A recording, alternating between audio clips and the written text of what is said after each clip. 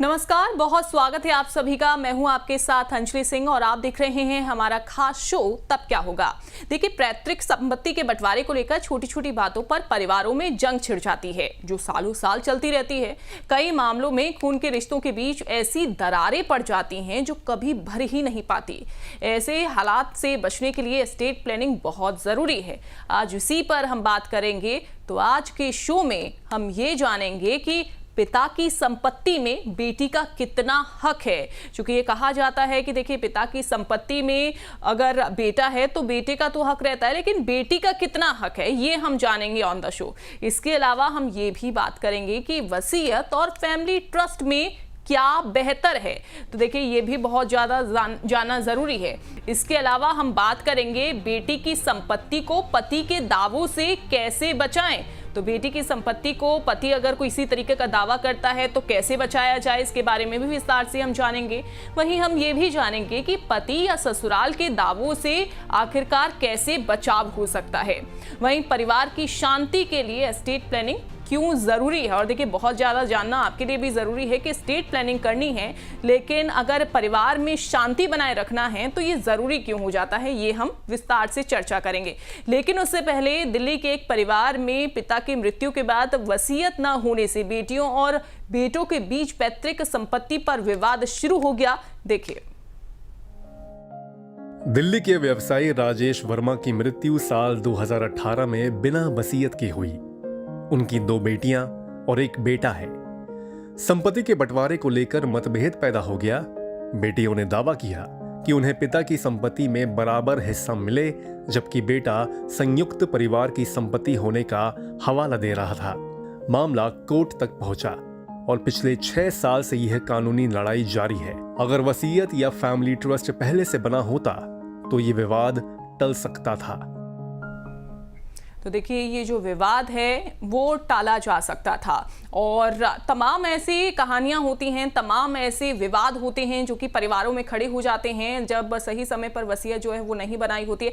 बहरहाल, हम विस्तार से इस पर चर्चा करने वाले हैं। इस शो में हमारे साथ हैं नेक्स्टजेन एस्टेट प्लानिंग सॉल्यूशंस के फाउंडर डायरेक्टर डॉक्टर दीपक जैन जी। सर, आपका बहुत स्वागत है। तो देखिए, मैं आपको सबसे पहले ये भी बता दूं कि डॉक्टर जैन एक अनुभवी एस्टेट प्लानर हैं जिन्होंने देश भर में सैकड़ों परिवारों को वसीयत, ट्रस्ट और उत्तराधिकार योजना बनाने में मदद की है। सर, सबसे पहला सवाल तो मेरा यही रहेगा आपसे कि ये जो राजेश वर्मा के परिवार की कहानी है, ऐसे बहुत सारे परिवारों की कहानी होगी, इससे हमें क्या सीख लेनी चाहिए?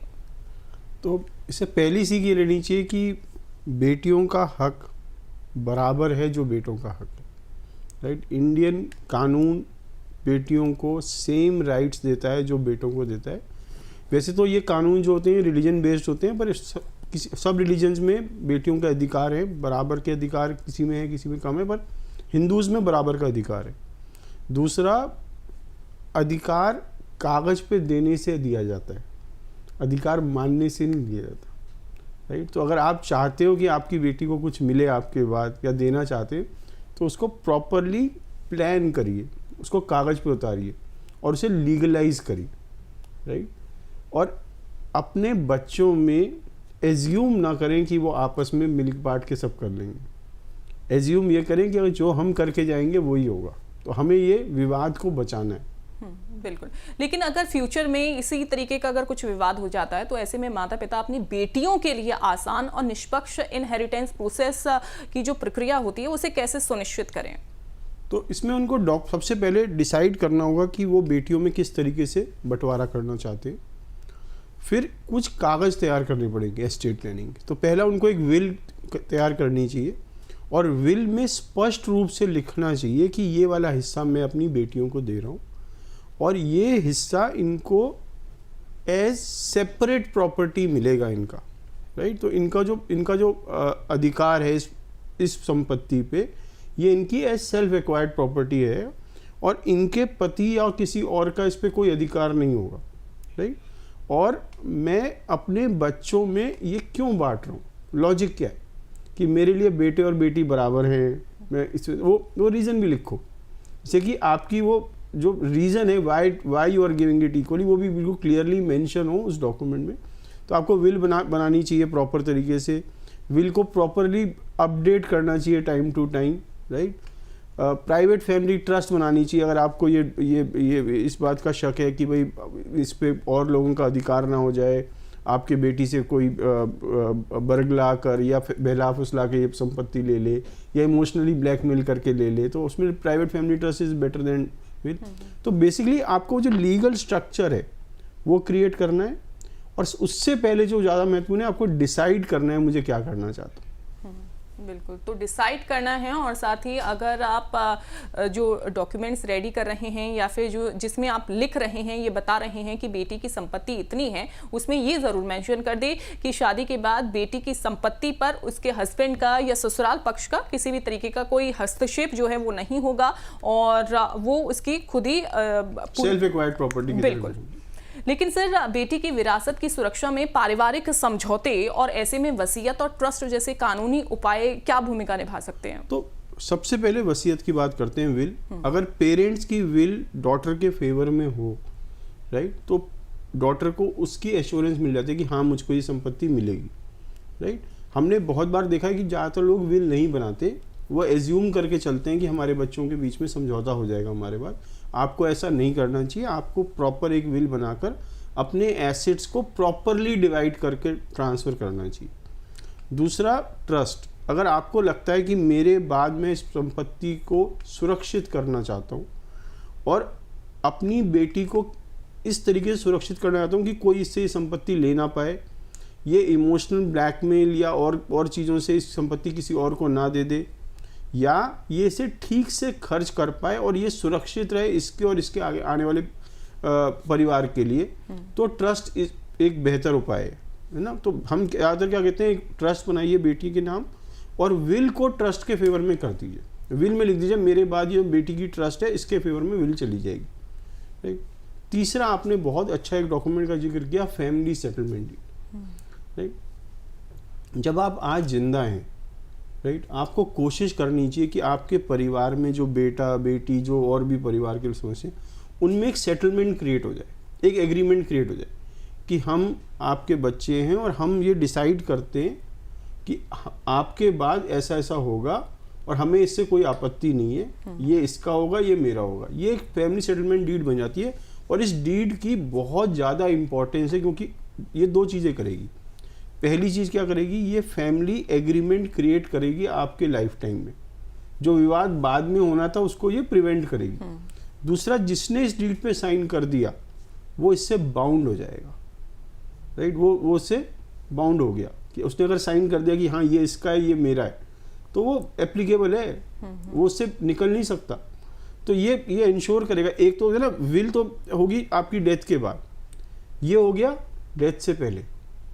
डेथ से पहले जो एग्रीमेंट क्रिएट होता है उसकी वैल्यू हमेशा ज़्यादा होगी जो डेथ के बाद जो होता है उससे, क्योंकि वो बहुत सारे विवादों को रोकता है और एश्योरेंस ऑफ इनहेरिटेंस क्रिएट करता है।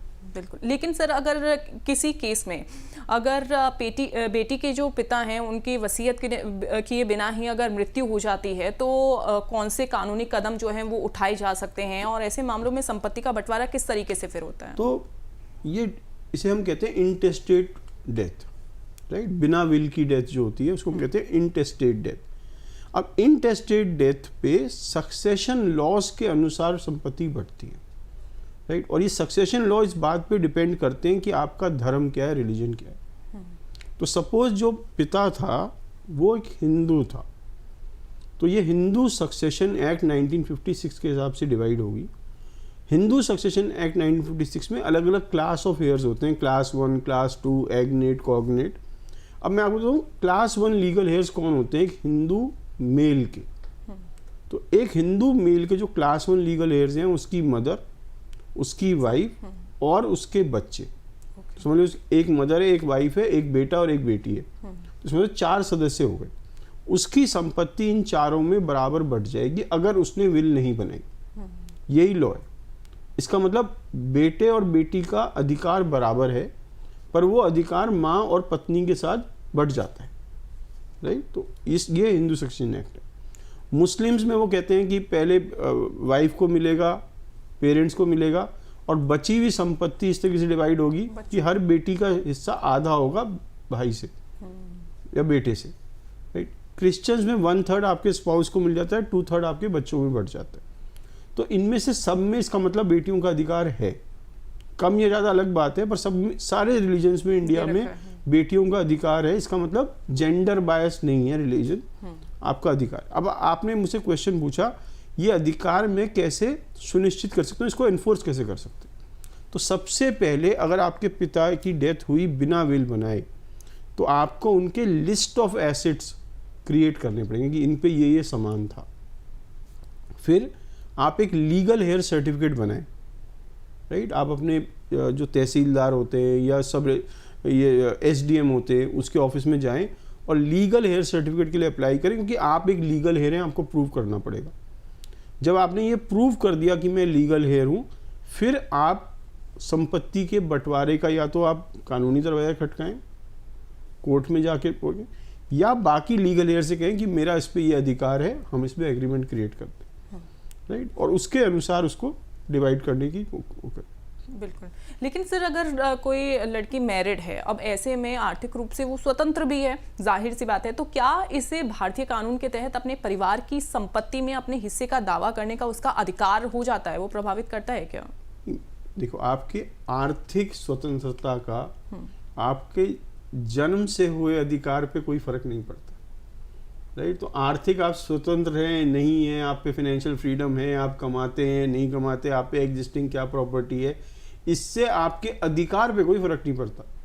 आपका अपने पिता और माता की संपत्ति पे जन्म से अधिकार है, और वो अधिकार आपके फाइनेंशियल स्टेटस से, आपके मैरिटल स्टेटस से, आप शादीशुदा होने के बाद आपका तलाक हो गया उससे, राइट, आप इंडिया में रहते हो, इंडिया के बाहर रहते हो उससे, इन किसी भी चीज़ से कोई फर्क नहीं पड़ता। आपका कंप्लीट राइट है अपने पेरेंट्स की प्रॉपर्टी पे, अगर आप फाइनेंशियली इंडिपेंडेंट हैं तो भी, और नहीं है तो भी, बिल्कुल, राइट। लेकिन क्या सर कुछ ऐसे भी केसेस होते होंगे कि जब लड़की मैरिड है और उसके पिता ने अपनी कुछ वसीयत जो है वो बेटी को दे दी है, तो ससुराल वाले क्या उसे छोड़ने का दबाव अगर बनाते हैं, तो वो ये कैसे सुनिश्चित करे, कैसे इन सारी चीज़ों को ध्यान में रखे, और इसके अलावा कि उसका जो हिस्सा है वो उसी का रहे? नहीं तो पहली बात तो लीगली ना बोल सकती कि मैं नहीं दे रही, राइट। दूसरा, क्या पिता कुछ ऐसा करके जा सकता था या जा सकते थे कि उसे ना बोलना आसान हो जाए, राइट। क्या वो ऐसी कंडीशंस डाल सकते थे कि वो अगर देना भी चाहे तो दे ना पाए? वो कैसे कर सकते हैं हम एक प्राइवेट फैमिली ट्रस्ट बना के कर सकते। तो पिता ने एक प्राइवेट फैमिली ट्रस्ट बनाई और ये सारी संपत्ति उस ट्रस्ट में दे दी। इस ट्रस्ट की बेनिफिशियरी मेरी बेटी है, पर मेरी बेटी को इससे ये चीज़ ही मांगने का अधिकार है, राइट। तो अगर, और उसमें एक्सक्लूडेड लोग हैं कि इन लोगों पे कभी नहीं जाएगी, वो चाहे उसके पति हों, उसके ससुराल के लोग हों, इन चीज़ों के लिए कभी नहीं जाएगी। मैं लिख सकता हूँ टर्म्स एंड कंडीशन। मैं ये भी लिख सकता हूँ कि अगर इसमें से कोई प्रॉपर्टी सेल होगी तो उसमें मेरी बेटी के अलावा एक और व्यक्ति की रजामंदी जरूरी है, उसका नाम मैं लिख सकता हूँ। तो आपने क्या करा, अपनी बेटी को ना कहना आसान कर दिया कि मैं देना तो चाहती हूँ तुम्हें, अपने पति या ससुर या अपनी सास को या देवर को, किसी को भी, पर मैं दे नहीं सकती, उसमें रजामंदी चाहिए। क्योंकि मेरे जो पिता ने कुछ ऐसी चीज दी है मुझे जिसमें मेरे पे ये राइट ही नहीं है देने का। तो ऐसा करके आप क्या करते हो, आप उसका रिश्ता भी बचा लेते हो और उसके पैसे भी बचा लेते हो, जो कि बहुत ज़रूरी है आज के टाइम में कि आप उसके लिए ना कहना आसान करो, राइट। तो हम बेसिकली हम क्या कहना चाह रहे हैं कि आप दे ही ऐसे ना कि वो ना दे पाए, वो बेटर है, क्योंकि मैच्योरिटी एज के साथ आती है। और कई बार जो लड़कियां होती हैं स्पेशली, वो डिपेंडेंट होती हैं इमोशनली और अलग चीज़ों से, तो उनके लिए ना कहना मुश्किल होता है। तो पेरेंट्स को जरूर कोशिश करनी चाहिए कि हम वो ना कहना उनके लिए आसान कर दें। बिल्कुल। अच्छा, एक और सर आपने जिक्र किया कि उसमें ये भी मेंशन कर दें कि सेकंड पर्सन जो है उसका नाम दे। इन केस अगर नाम नहीं दिया है तो भी फिर क्या किसी तरह की कोई प्रॉब्लम होती है, या नाम देना ही ज़रूरी है? नहीं, नाम देना ज़रूरी इसलिए है कि किसी और की हाँ लेने की वजह से उसको ना बोलना आसान हो जाएगा। तो विलेन कौन बनेगा? वो दूसरा व्यक्ति, सेकंड पर्सन, राइट। राइट, तो वो बेटर हो जाएगा उसके लिए। मैं उसको वो ऑप्शन देके छोड़ रहा हूँ। बिल्कुल, तो ये जो पॉइंट्स हैं ये आप कंसीडर कर सकते हैं।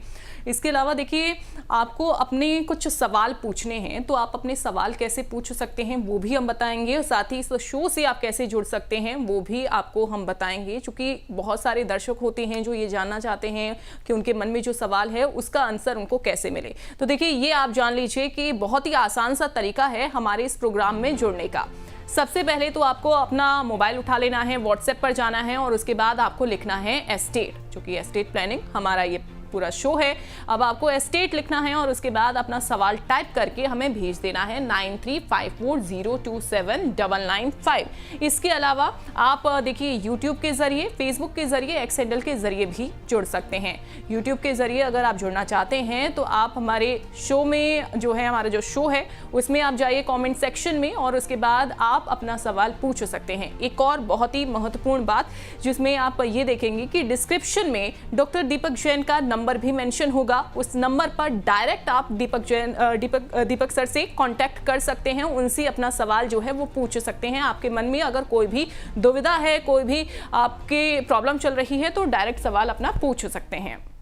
तो देखिए, अमर उजाला द बोनस से जुड़े विभिन्न प्लेटफॉर्म्स पर बड़ी संख्या में अब दर्शकों के सवाल भी हमारे पास आ गए हैं। उनमें से कुछ सवाल हम शामिल कर लेते हैं अपने इस प्रोग्राम में। तो सबसे पहले गोरखपुर से आरती मिश्रा हैं, वो पूछ रही हैं सर कि मेरी दो बेटियां हैं, मेरी दो बेटियां हैं, दोनों बेटियों के बीच संपत्ति बराबर बटे, इसके लिए मैं क्या करूं, कोई बेटा नहीं है। ये तो मैम आपके पास 2-3 ऑप्शन हैं। पहली ऑप्शन है आप एक विल बनाएं और विल में जिस बेटी को जो देना है वो उसको दे दें, पर आपने एक वर्ड यूज़ किया है कि बराबर देना चाहते हैं, राइट। अब ये जो बराबरी है ना, ये बड़ा मुश्किल काम है करना, है ना। सपोज आपके पास 2 प्रॉपर्टी, आपने कहा एक प्रॉपर्टी इसको देती हूँ, एक प्रॉपर्टी इसको देती हूँ, इन दोनों की कीमत आज की डेट में करीबन एक सी है, पर इस बात की क्या गारंटी है आपकी डेथ तक भी इनकी कीमत एक सी रहेगी। Exactly. कई बार ऐसा भी होता है कि प्रॉपर्टी का जो साइज होता है वो छोटा बड़ा भी होता है, बराबर नहीं होती है। पहली प्रॉपर्टी x⁻² बढ़ी, दूसरी x⁻4 बढ़ गई आपकी डेथ तक, क्योंकि ये बटेगी कब, आपकी डेथ के बाद। Exactly, हाँ। और विल कब बना रहे हो अभी, तो उस दरमियान क्या रेट होगा ये आपको नहीं पता। तो इसका दूसरा ऑल्टरनेटिव क्या है कि आप हर एक प्रॉपर्टी में दोनों का आधा हिस्सा दे दें, पर उसमें प्रॉब्लम क्या है कि सेम प्रॉपर्टी अगर 2 जने ओन करते हैं तो लड़ाई के चांस बढ़ जाते हैं। तो ये आपको सोचना पड़ेगा ये इक्वल कैसे होगा, पहली बात, ठीक है। दूसरी बात, आपके पास एक और ऑप्शन है, आप ट्रस्ट बना दें और ये सारी प्रॉपर्टी ट्रस्ट में डाल दें। ट्रस्ट में इक्वलाइजेशन का क्लॉज डालें कि जो ट्रस्टी है मेरी डेथ के बाद इक्वल वैल्यूएशन के हिसाब से इनको डिस्ट्रीब्यूट कर देगा, और मेरी बेटियों पे ये अधिकार होगा इन प्रॉपर्टी को लेकर, ये अधिकार नहीं होगा, राइट। और इक्वलाइजेशन करने का एक और तरीके, कई तरीके होते हैं, मैं आपको 1-2 तरीके और बताता हूँ। पहला तरीका क्या है कि आप पे जो फिनेंशियल एसेट्स हैं, है ना, शेयर्स, म्यूचुअल फंड, एफडीज, वो उस बेटी को मिल जाए जिसको प्रॉपर्टी कम की मिल रही है, तो वो इक्वलाइजेशन का तरीका हो सकता है।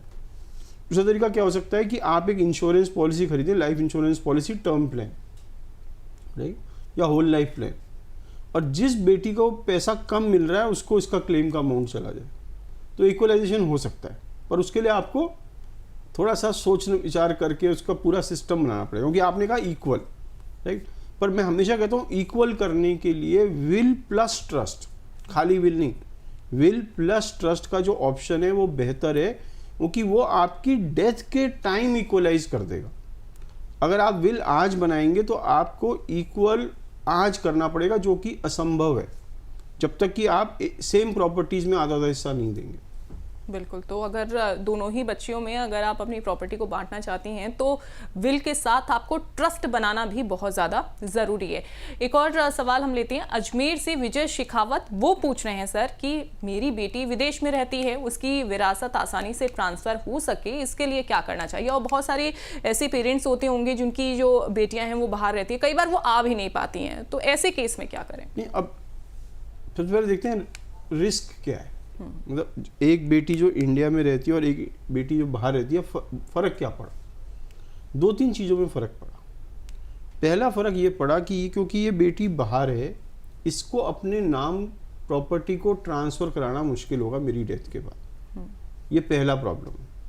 दूसरा, ट्रांसफ़र हो भी गई तो इसको मैनेज करना मुश्किल होगा।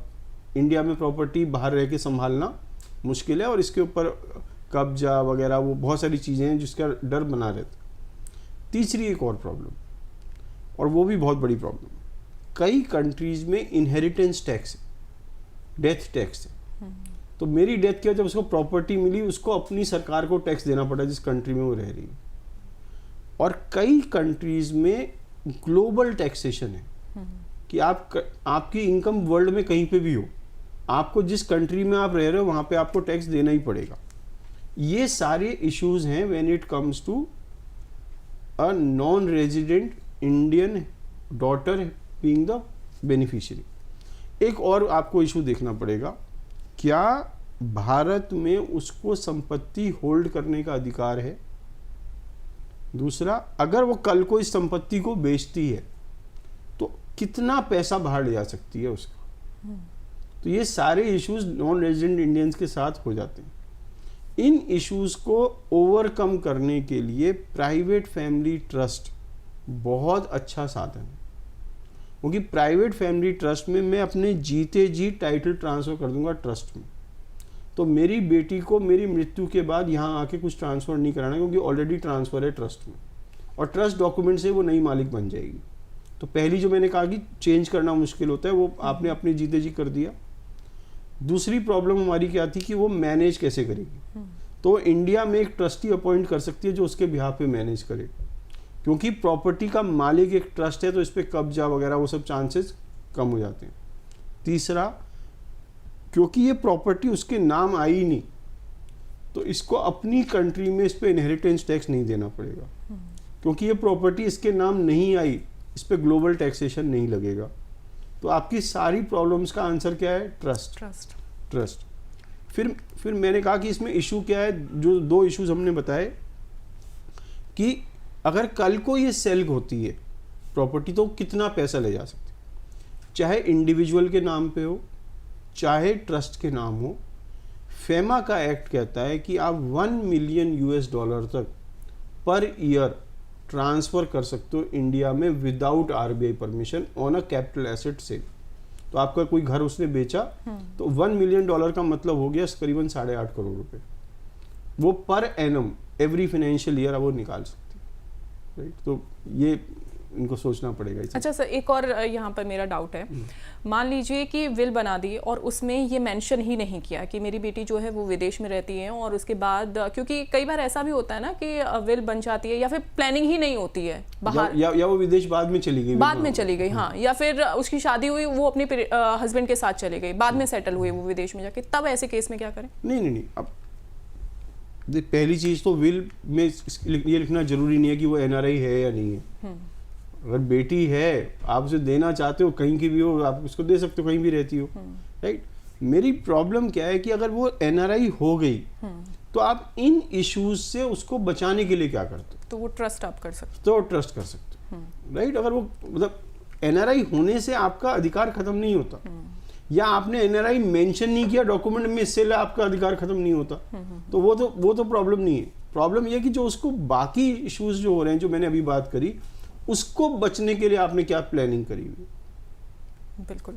एक और सवाल हम लेंगे नैनीताल से। कविता बिष्ट हैं, ये पूछ रही हैं कि मुझे डर है कि मेरा दामाद मेरी बेटी की संपत्ति पर नियंत्रण करेगा, मैं इसे कैसे रोकूं?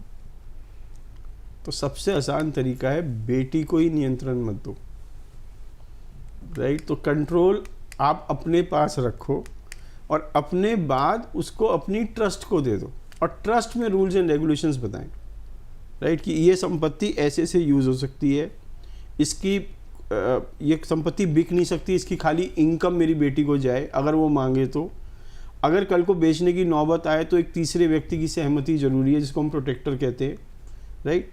ये व्यक्ति इसमें कभी बेनिफिशियरी बन ही नहीं सकता, एक्सक्लूडेड बेनिफिशरीज है ना, उसका पति नहीं बन सकता है, सास ससुर नहीं बन सकते, देवर नहीं बन सकता। इस तरीके से आप पूरी वो लिस्ट डाल के और रिश्ते बता सकते हो। और मेरी बेटी के बाद ये संपत्ति उसके बच्चों को जाएगी इस तरह से। तो आपने क्या करा, उसको प्रोटेक्ट करा। दूसरा, जैसे मैंने कहा ना, उसको इमोशनल ब्लैकमेल से भी आपको प्रोटेक्ट करना है, कि स्पाउस या और लोग उसको इमोशनली ब्लैकमेल करके उसे ना ले पाए। तो वो तभी आप कर पाओगे अगर आप वो जो अधिकार है उसके सीमित कर दो उस संपत्ति में, और उसके तरीका बेस्ट वही है डॉटर प्रोटेक्शन ट्रस्ट। डॉटर की प्रोटेक्शन के लिए जो ट्रस्ट बनती है वो प्राइवेट फैमिली ट्रस्ट, वो सबसे बढ़िया तरीका है इसे करना। बिल्कुल। और अभी स्टार्टिंग में भी आपने बताया था कि सबसे पहले तो आप ये भी मेंशन कर दो कि अगर बेटी को अगर आप कोई भी संपत्ति है जो वो दे रहे हैं तो उसके बाद इसका दूसरा जो सेकंड पर्सन है वो भी आप मेंशन करें, ये भी राइट। और ये लिखिए कि हर जगह लिखिए जो प्रॉपर्टी मेरे पास से मेरी बेटी को जा रही है वो उसकी सेल्फ एक्वायर्ड प्रॉपर्टी की तरह ट्रीट हो, वो उसकी शादीशुदा प्रॉपर्टी से कोई लेना देना नहीं। बिल्कुल।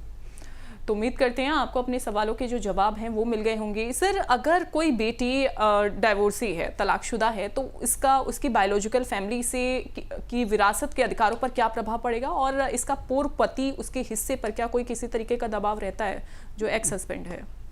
नहीं, तो पहली बात तो तलाक से इसका कोई लेना देना नहीं है, राइट। तो आपकी बच्ची तो पैदा होते आपकी बच्ची है, वो तलाक ले, दूसरी शादी करे, तीसरी शादी करे, आपकी तो बच्ची रही ना, तो उसको तो वो अधिकार मिलेगा ही। उसके डाइवोर्स से या रीमैरिज से उससे कोई फ़र्क नहीं पड़ता, उसका अधिकार वैसा का वैसा बना रहता है, राइट। अब क्वेश्चन ये है कि क्या उसके हस्बैंड का या एक्स हस्बैंड का कोई राइट रहेगा इस संपत्ति पे जो उसको मिलेगी आपसे उसके बाद, राइट। वो नहीं मिलेगा उसको, क्योंकि वो रिलेशन ही नहीं रहा है ना। आपकी बेटी ने एक शादी करी, शादी के बाद उसका तलाक हो गया, तो जिस पति से उसका तलाक हुआ है उसका उस आपकी बेटी की संपत्ति पे कोई अधिकार नहीं। हाँ, उसके जो बच्चे हैं उनका अधिकार है, चाहे वो पहले पति से हों, चाहे वो दूसरे से हों, चाहे वो तीसरे से।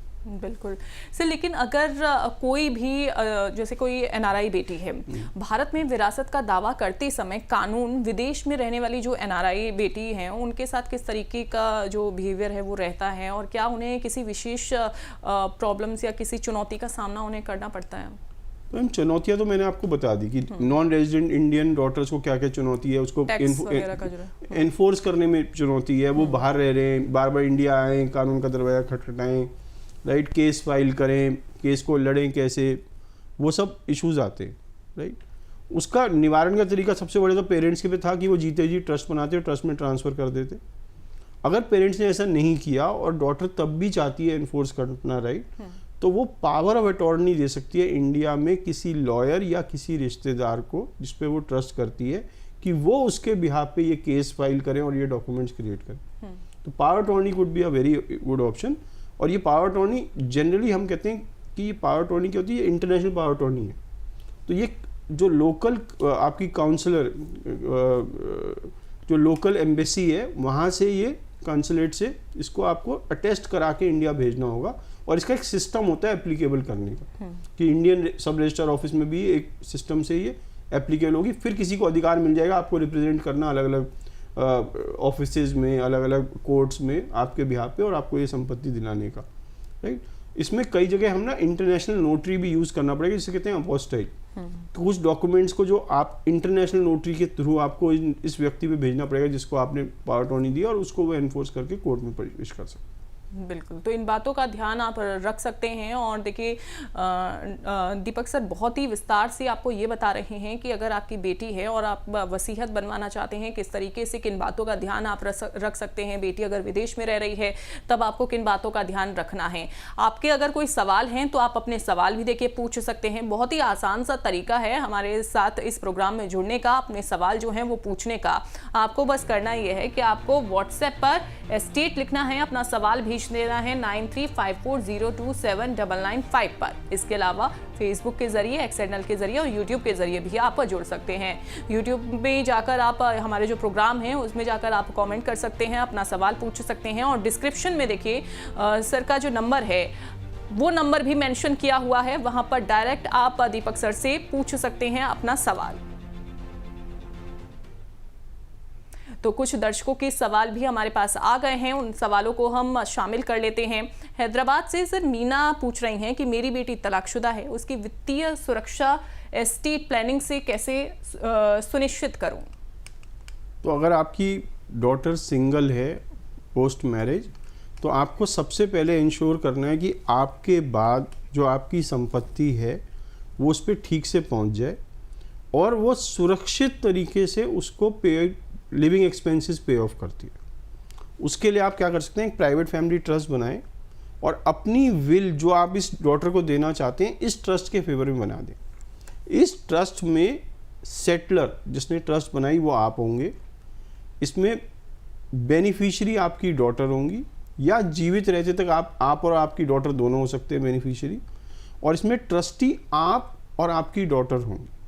राइट, इसमें फिर आप क्लॉजेस डालेंगे कि मेरी डेथ के बाद ये प्रॉपर्टी ट्रस्ट में आ जाएगी और इसकी ये इनकम मेरी डॉटर को लिविंग एक्सपेंसेस के लिए मिलती रहेगी।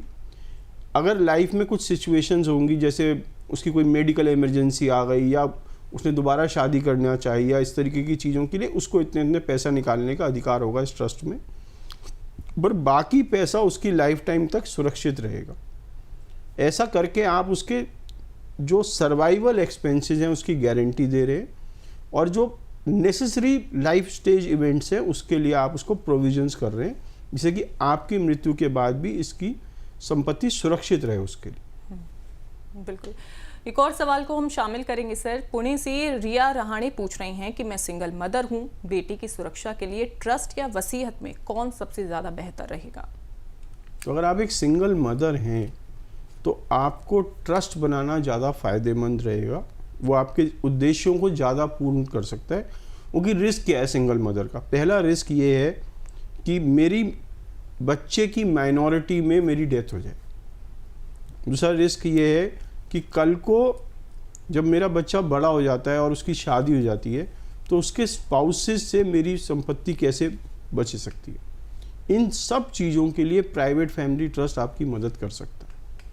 अगर आपके बच्चे माइनर हैं और आप एक सिंगल पेरेंट हैं तो आपको लेटर ऑफ गार्डियनशिप जरूर बनाना चाहिए, जिसमें आप लिखें अगर मेरी मृत्यु हो जाए, क्योंकि नेशनल गार्डियन तो अब दूसरा है ही नहीं, अब सिंगल मदर हैं आप, तो आपको ये बताना पड़ेगा कि मेरे बाद इस व्यक्ति को बच्चे की कस्टडी दे दी जाए जब तक बच्चा मेजर या बालिग ना हो जाए। वो डॉक्यूमेंट भी बहुत इंपॉर्टेंट डॉक्यूमेंट है अगर आप एक सिंगल पेरेंट। बिल्कुल, तो इन बातों का ध्यान आप रख सकते हैं और इसके अलावा देखिए सारे सवालों का जो जवाब है वो आपको मिल गया होगा, उम्मीद हम यही करते हैं जो आपने सवाल पूछे हैं। सर, अगर किसी बेटी को लगता है कि उसकी पैतृक संपत्ति है और उसका गलत तरीके से बंटवारा किया जा रहा है, तो वसीयत या पारिवारिक निर्णय को चुनौती देने के लिए उसके पास क्या कानूनी राइट्स हैं? तो 2005 में हिंदू सक्सेशन अमेंडमेंट एक्ट आया जिसमें उन्होंने कहा married daughters have the same right in ancestral property as married sons.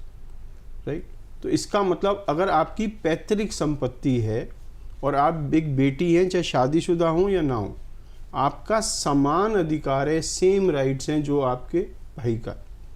Right, आप इसको एनफोर्स करने के लिए सबसे पहले तो लीगल नोटिस दे सकते हो, पार्टीशन का क्लेम फाइल कर सकते हो कोर्ट में, राइट, और स्टे ऑर्डर तक क्रिएट कर सकते हो कि जब तक मेरा फैसला ना हो जाए ये संपत्ति आप बेच नहीं सकते। तो ये सब चीज़ें आप इंजक्शन ले सकते हो, स्टे ले सकते हो, नोटिस दे सकते हो बाकी लोगों की भी मेरा हिस्सा दो। आप पे पूरा राइट है बंटवारा कराने का। क्योंकि जैसे हमारे HUF वाले शो में आप देखिएगा दो तरीके के लोग होते हैं एंसेस्ट्रल प्रॉपर्टी में, एक होते हैं को पार्टनर और एक होते हैं मेंबर। को पार्टनर कौन है? जिनका ब्लड से रिलेशन है फैमिली से, और मेंबर वो हैं जिनका शादी से रिलेशन है। पर अगर आप परिवार की बेटी हैं तो आपका रिलेशन कैसे हुआ? ब्लड से। और ब्लड से जिनका रिलेशन होता है वो बंटवारा मांग सकते हैं, राइट, तो उनको हिस्सा मिलेगा। राइट, वो उनका आपका जन्म सिद्ध अधिकार है कि आपको आपका हिस्सा मिले, चाहे आप शादीशुदा बेटी हैं या अविवाहित बेटी हैं। लेकिन सर 2005 में जो ये अमेंडमेंट हुआ उससे पहले अगर किसी फादर की डेथ हो जाती है बेटी तो सुप्रीम कोर्ट ने बहुत फेमस केस में कहा फादर की डेथ से उसका अधिकार नहीं चेंज होता। उसका अधिकार खाली एक चीज से चेंज हो सकता है कि 2005 से पहले बंटवारा हो चुका था। अगर बंटवारा हो चुका था तो बेटी का राइट नहीं है, पर बंटवारा अगर 2005 के बाद हो रहा है, फादर की डेथ कभी भी हो उसका अधिकार बना रहता है ना। फादर की डेथ 2000 में हुई, राइट, एक्ट आया 2005 में, पर 2007 तक बंटवारा हुआ ही नहीं था, तो 2007 में वो क्लेम फाइल कर सकती है। राइट। बंटवारा इज इम्पोर्टेंट कि पार्टीशन हुआ या नहीं हुआ, फादर की डेथ कब हो उससे कोई फर्क नहीं पड़ता। बिल्कुल। लेकिन सर जो आज का सिनेरियो चल रहा है उसमें अगर 3 एस्टेट प्लानिंग को अगर स्टेप्स को अगर हम देखें जो इम्पोर्टेंट आप देखते हैं तो वो कौन से 3 स्टेप्स हैं वो एस्टेट प्लानिंग के लिए, और ये भी बताइएगा कि जिससे बेटियों का जो फ्यूचर है वो भी सुरक्षित रहे, सेफ रहे। तो सबसे पहले पेरेंट्स को डिसाइड करना है कि हमें अपनी बेटी को क्या देना है, जो देना है। अगर वो फिनेंशियल एसेट्स हैं, शेयर्स हैं, म्यूचुअल फंड हैं, बैंक अकाउंट हैं, तो उसमें बेटी को नॉमिनी बनाइए, सबसे इम्पोर्टेंट चीज़। फिर एक विल बनाइए जिसमें कहें कि जहाँ जहाँ मेरी बेटी नॉमिनी है वो उस एसेट की ओनर है, और वो एसेट उसकी सेपरेट प्रॉपर्टी है, treated to as a self acquired property. अगर आपको इस बात का संशय है कि आपकी बेटी की शादी के बाद और लोग इसकी संपत्ति को ले लेंगे या ये ठीक से मैनेज नहीं कर पाएगी, तो will plus trust better option है। एक प्राइवेट फैमिली ट्रस्ट बनाएं जिसमें बेटी के अधिकार और सीमाएं टेस्ट सेट कर दें कि ये उसका अधिकार है, यही उसकी सीमा है, उसके अनुसार वो प्रॉपर्टी आपकी डेथ के बाद उनके लिए यूज होगी। बिल्कुल। तो इन बातों का ध्यान आप रख सकते हैं कि नॉमिनी आपको अपनी बेटी को बनाना है, उसमें नाम जो है वो शामिल करना है। इसके अलावा अगर आप जिसमें अगर विल बना रहे हैं तो विल के साथ आपको फैमिली ट्रस्ट भी ज़रूर बनाना है, जिसमें आपको ये बताना है कि जो मेरी बेटी है अगर शादी उसकी हो जाती है तो ससुराल वाले किसी तरीके का हस्तक्षेप जो है वो उसमें ना कर सकें, और बेटी की जो कुछ लिमिट्स जो हैं वो आप सेट कर दें ताकि उसको ना बोलना ईजी हो जाए। बहुत शुक्रिया सर विस्तार से ये सब जानकारी देने के लिए। तो आज के माहौल तो जिस तरीके से हमने देखा, ये जो सिनेरियो चल रहा है उसमें एस्टेट प्लानिंग तो बहुत ज़्यादा ज़रूरी है, लेकिन परिवार की खुशहाली सिर्फ संपत्ति छोड़ने से नहीं है बल्कि उसे सही तरीके से प्लान करने से भी आती है। एस्टेट प्लानिंग सिर्फ कानूनी दस्तावेज नहीं है बल्कि परिवार में भरोसा और निष्पक्षता बनाए रखने की भी गारंटी है।